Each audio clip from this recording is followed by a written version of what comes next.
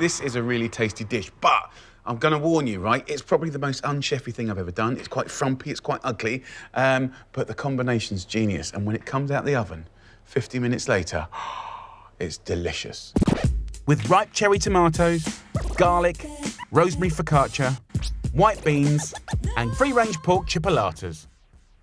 This is something, it's just comfort food at its best. It's a combination that's so good.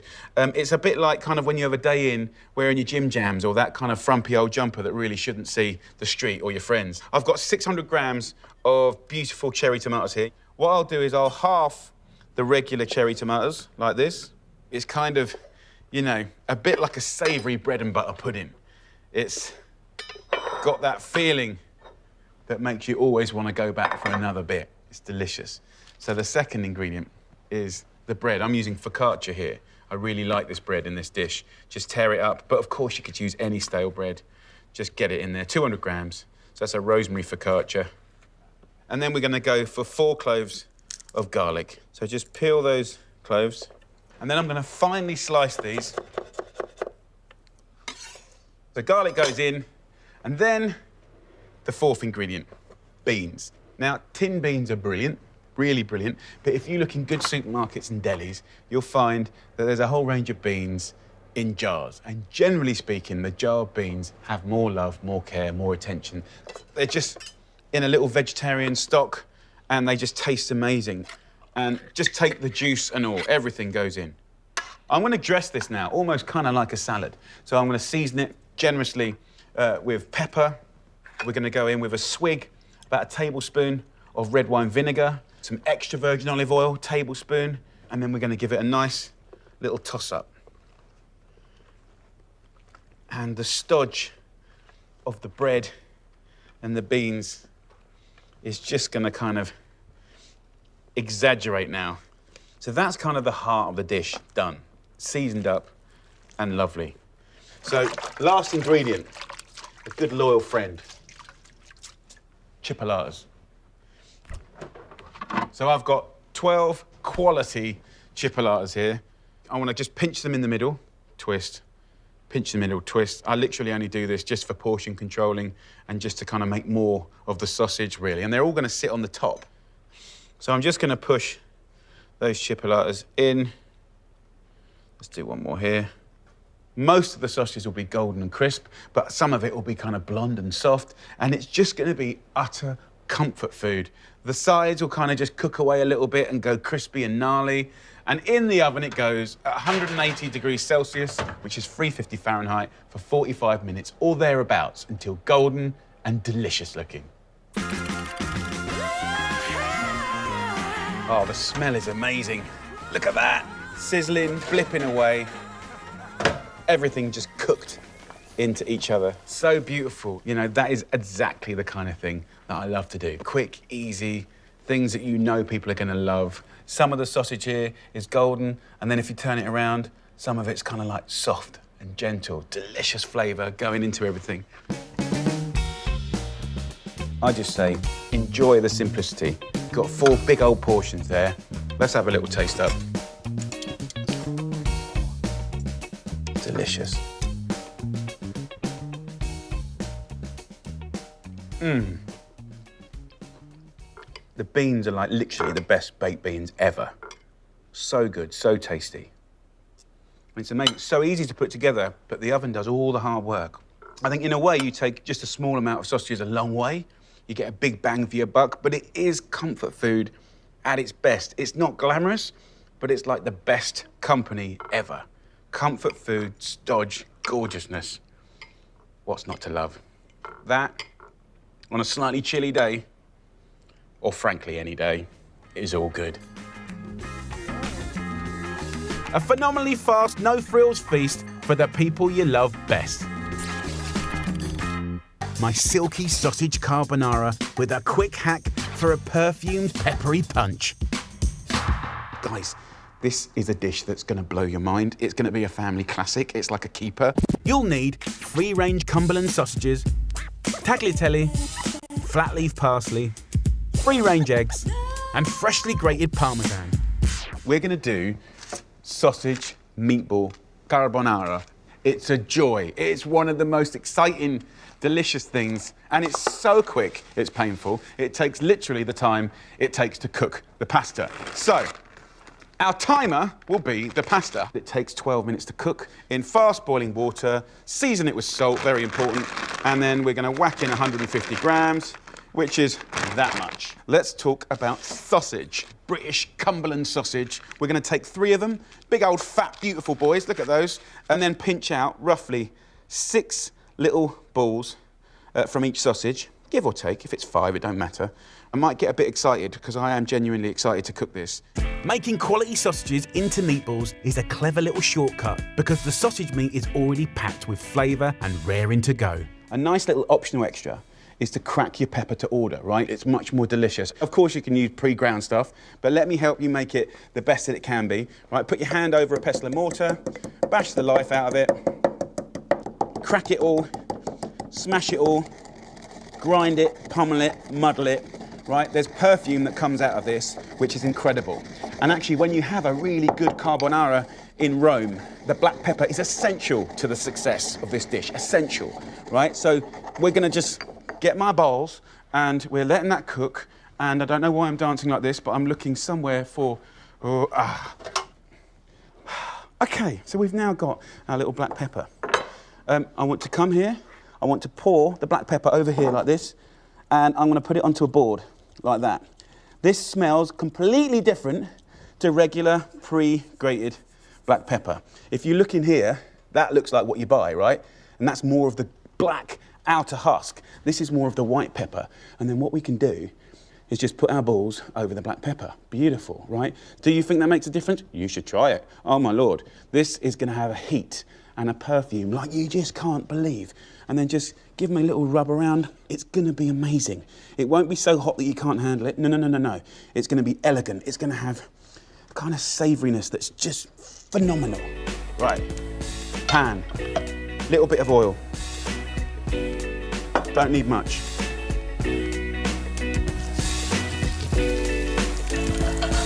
Coating the meatballs in black pepper is a game changer that adds extra flavour fast. So the art of the perfect carbonara, in my opinion, is the emulsification of the starchy cooking water, the fats that have rendered out of your meat, and egg. As you know, eggs cook at a very low temperature. And I'm just gonna take a small bunch of parsley, and stalks and all, by the way. The stalks, everyone throws them away. They're so sweet and delicious. Just roughly chop it, and then into our egg. And then we're gonna go 30 grams of Parmesan. Around about that much. Whip the parsley, Parmesan, and egg together. Simple as that. Back to my balls. So now, the pasta's done. One of the biggest problems in pasta is people put it in a colander. And that's a problem because all the water goes away and actually there's value in that water. So I'm just gonna show you a different technique. Turn the heat off, heat comes off, drag the pasta and some water. Very important. Immediately, that water is breaking the frying. We're no longer frying anymore. We're off the heat, no more heat. Then what we can do is just put a little bit of water in the eggs. And in we go. Now the eggs cook at such a low temperature. The last thing we want to do is have scrambled eggs. Absolutely, we do not want that. So we're going to move this around and see it's got thick, bit more water. So even a bit more water. See how much water we're putting in. And now, look, look, look, it's changing. Look at that. Yes, yes. That's a carbonara, right? And it's as much about flavour as it is texture. And for texture to be gorgeous, it must be loose and elegant, like a lovely little silk scarf. So, a couple of little plates, and we are good to go. Get yourself some pasta.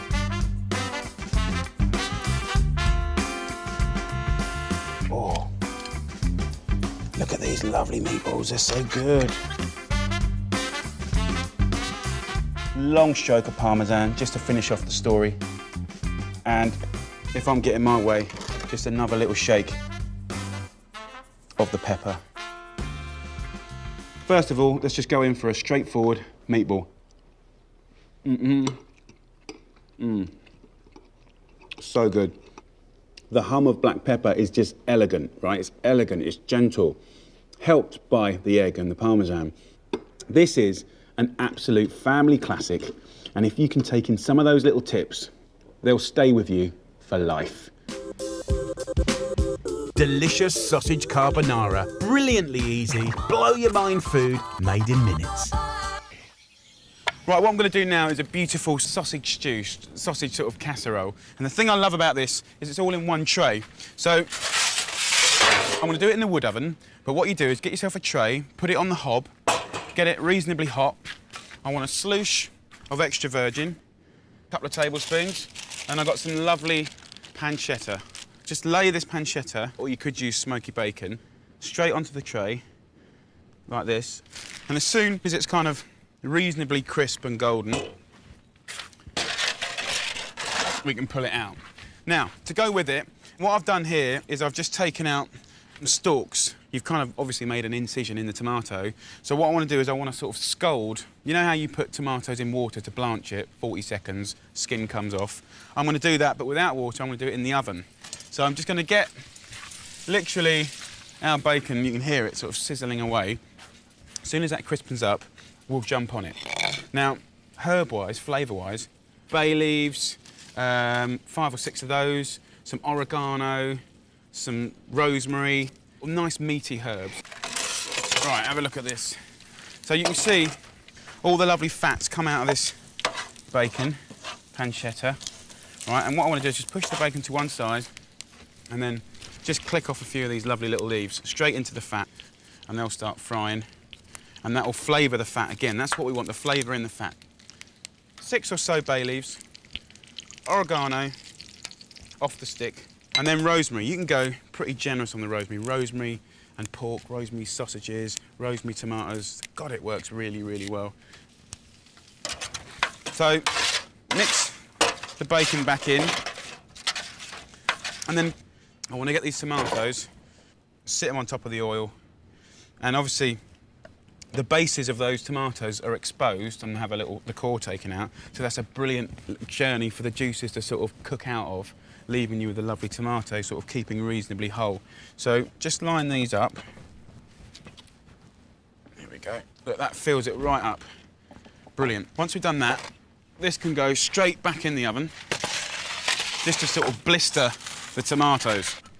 I've got these lovely sausages here, and just get a little bit of olive oil and just rub it all around your sausage. Lovely. So I can hear by now the tomatoes have had a fair bit of action. 3-4 minutes in this oven, maybe 5 in your normal conventional oven. But what I want to do now, you can let them cool down a bit if you want, or use some tongs, but I like to just sort of pinch off the skins. So literally just pull them off. And that's the thing about this dish. There's not that much going on in this dish. But it will be brilliant. It will be a little showstopper. But you do have to buy good sausages, and you do have to pull your finger out and have a little sniff around the market. Get yourself some good, ripe tomatoes. And any ones you can't get off, don't worry about it, because you can pick them off the stew at the end. It's just to get the worst of them off, really. And then just, with a spoon, just mix it up. Try not to break the tomatoes up. I don't want, I'm not making a tomato sauce. That's not interesting. I want to do a roast tomato sauce, and that's different. I want to keep the size, I want to keep the chunkiness, the lovely fat from the bacon, the herbs, the different kind of more robust herbs. And then these sausages, which have been sort of tossed in the oil, just can be dangled in and around, and you want to just push them in between your tomatoes. So they're all going to cook together. All I want to do is get a little bit of garlic. I'm not going to peel them, just going to put them in and around. That will flavour the sauce a little bit, but we'll squeeze all that lovely sweet garlic out. And that's sort of it. A little drizzle of olive oil, and then a little seasoning with some salt and pepper. The best bit of the dish now is the slow cooking. So I'm going to put that in about 180 Celsius, about 350 Fahrenheit, and I'll turn the sausages maybe once or twice in that time, and it'll be delish.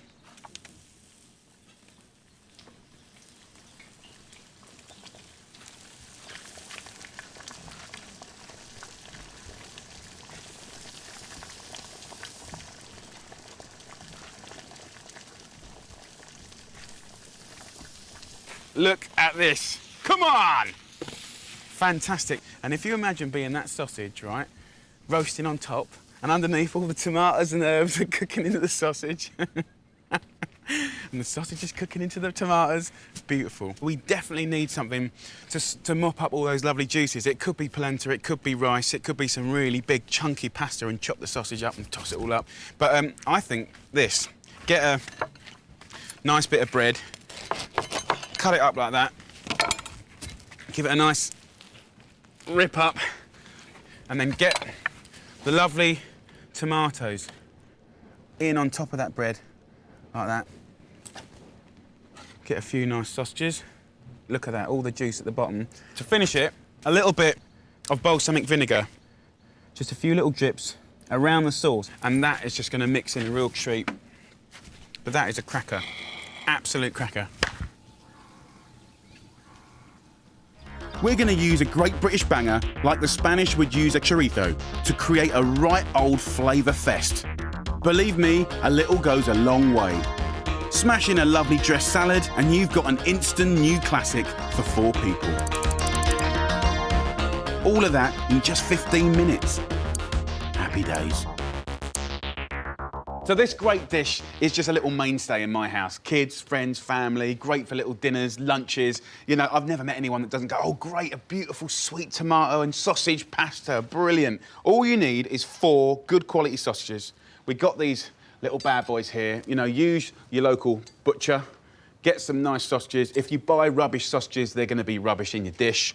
So let me show you a little tip. I'm just gonna speed up the cooking of the sausage by getting a knife and sort of butterflying it open. And of course, it's gonna be golden and charred and crispy and sticky and gorgeous, so it's all good. And for me, that's the kind of whole thing about 15-minute meals. You know, we're doing the little tricks to speed up the cooking. A little bit of olive oil, tiny bit, just on the pork. We don't put anything in the griddle pan, and we go cut side down and try not to touch it for about 4 minutes or until it looks nice and golden and charred, and you can kind of push it down so it's all good.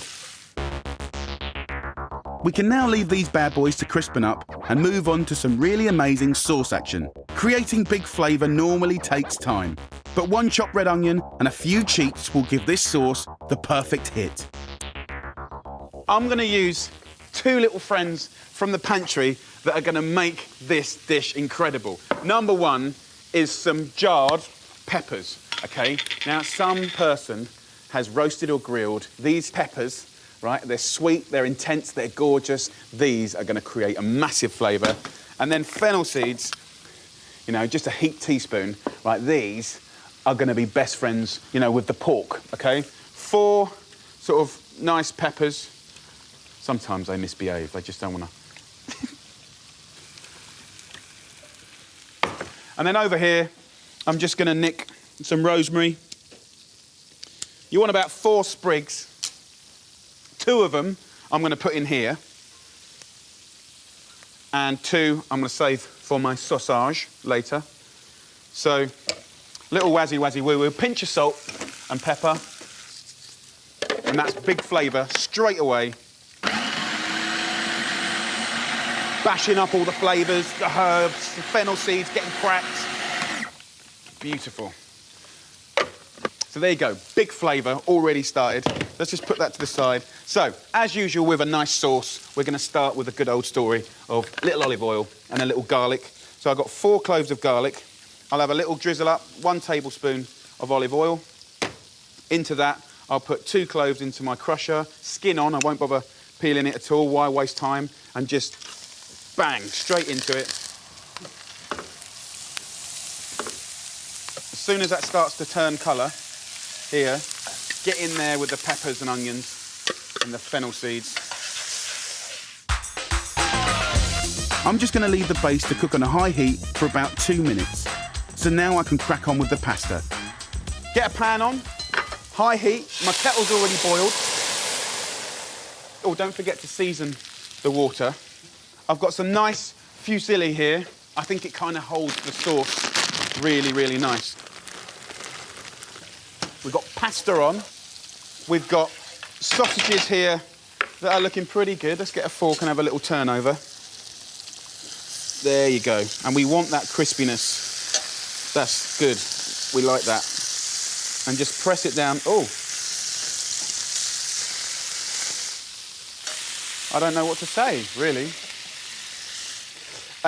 So just turn the sausages over. You can see as soon as you turn them over, they sort of bow up a little bit, and that's kind of pretty normal. Just take the lid off that. That's come to the boil. Get yourself a little lid and just flatten these down, and that's great. It'll keep it flat, but also it's going to speed up the cooking time again, so that's nice. So the sausages are crisping up, the fusilli needs about another 8 minutes, and now half a jar of passata will turn it into a fantastic sauce. Another little trick to getting deep, deep flavour in a very short amount of time is a couple of tablespoons of balsamic vinegar. Gives it a nice caramelly, sort of dark, sweet and soury sort of flavour. Bring that to the boil and we'll be in a really, really good place. OK, sauce on, sausage, pasta, all going. Now for a beautiful salad. So we've got a good old-fashioned round lettuce and then lovely old-fashioned cress instead of just putting it in an egg sandwich. It's great in salads.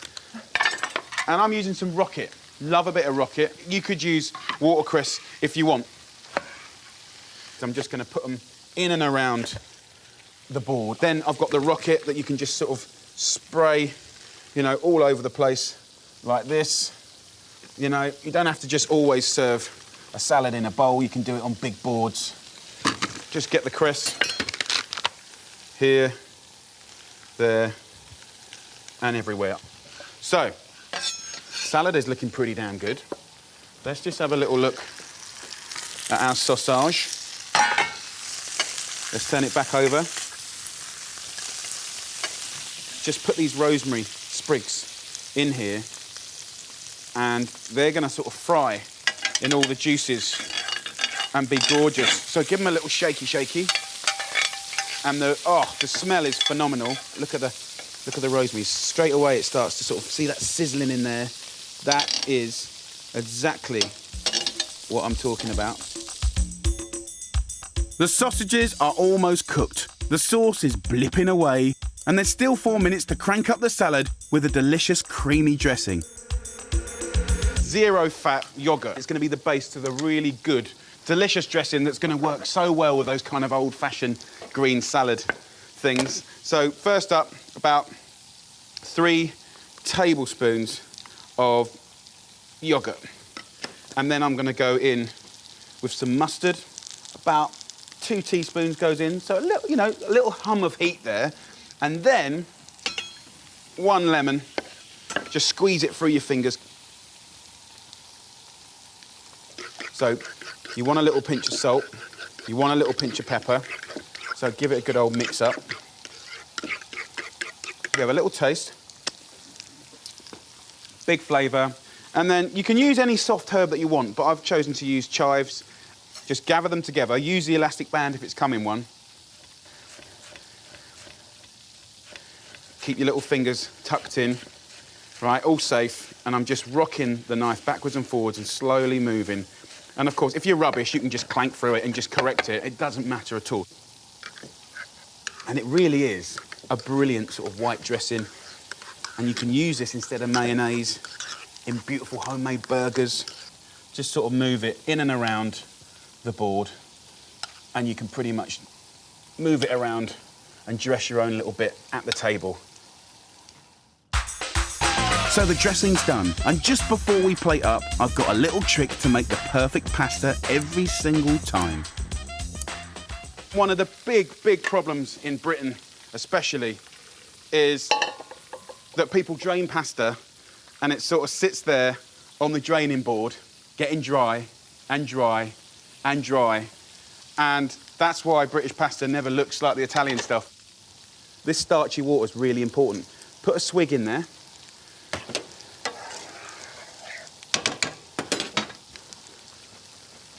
It's just literally forward and back, forward and back. And there you go. Get that on the table quick. Pasta waits for no one. And sprinkle with chives. These beautiful sausages, and they kind of look quite gnarly. And just hack it up into little pieces. With the rosemary leaves, just sort of toss it up. And we take that, and that is a mighty, beautiful, delicious pasta dish. And just to finish it off, all I do is just a little bit of balsamic. Believe me, guys, you don't have to be a slave to the kitchen anymore to create those deep, rich flavours.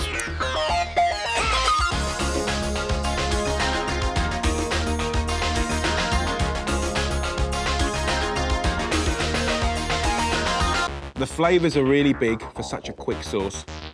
Of course, the sausage is really crispy. You know, whenever I say to my kids, what pasta do you want? They're always like, sausage pasta, sausage pasta. People will really love that. Gorgeous. So damn good.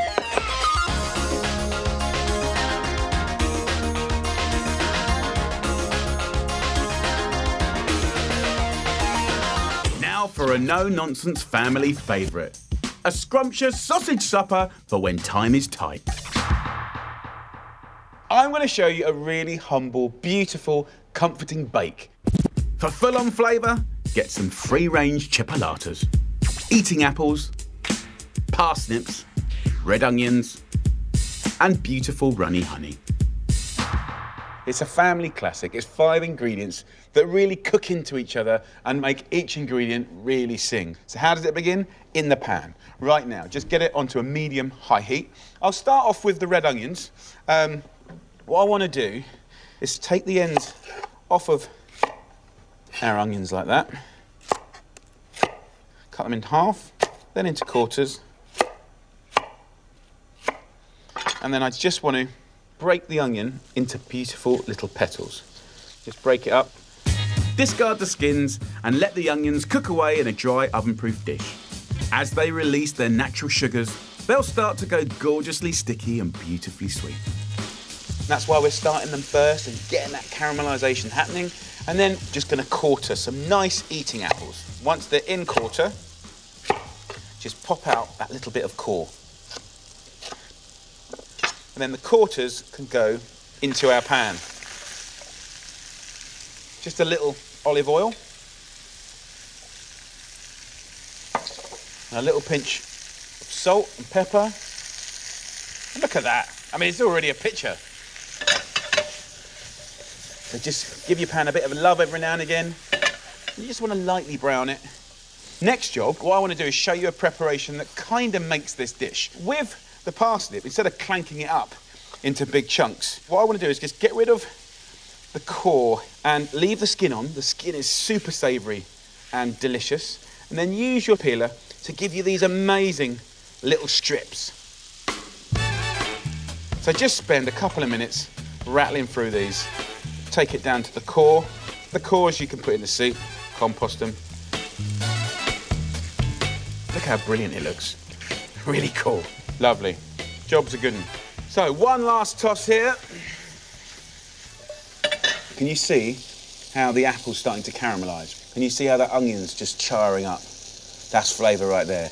But see on the bottom of the pan, almost looks a tiny bit burnt. That's the sugars from both the onion and the apples. So what we can do is actually clean the pan by adding like a tablespoon or 2 of vinegar.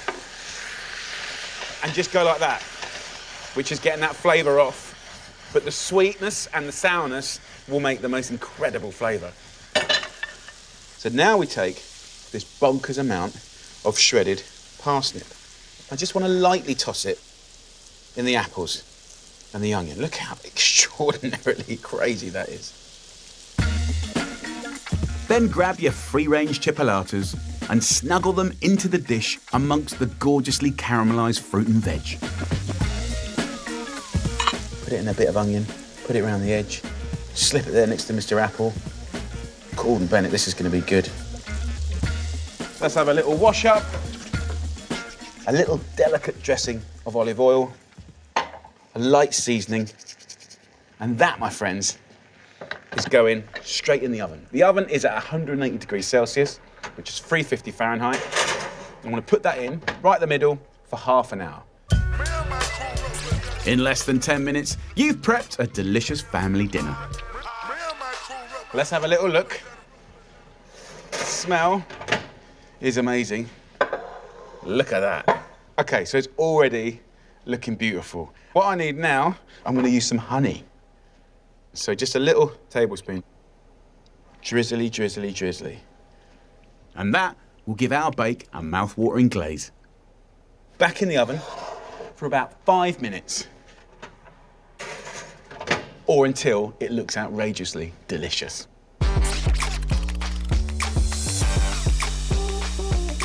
We're pretty much there. It looks pretty good. Come on. And look at that. Crispy bits, soft bits, lovely little bit of sausage. I think it's very beautiful in the most gnarly, dragged through a hedge backwards kind of way. Come on, let's get amongst it. Look at that. You can put it in the middle of the table. You can pair it up with mashed potatoes and peas if you want. You can leave it as it is, but it's really, really joyful and very, very tasty. And there's little sticky bits around the edge and the bottom, and the sticky bits are always the best bits. Right, let's get in there. Bit of sausage on the dance floor. Oh. The honey, that little bit at the end, just makes the whole thing work a treat. A scruffy, humble, but brilliant little combination. This is just about flavour, nothing else. Just so good. There you go, my gorgeously simple sausage and apple bake. Effortless cooking at its best.